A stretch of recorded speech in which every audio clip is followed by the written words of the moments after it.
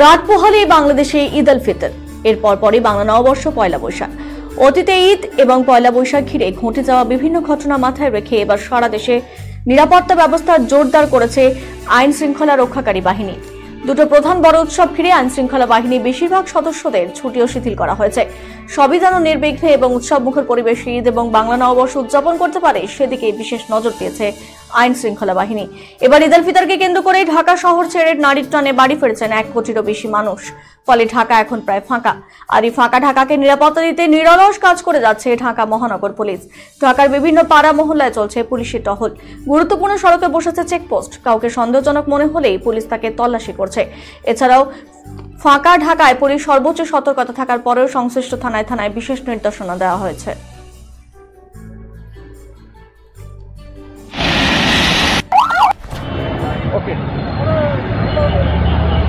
রাত পোহালে ঈদ, ফলে মানুষ এখন বাড়িমুখো ঘরমুখো ছুটছে।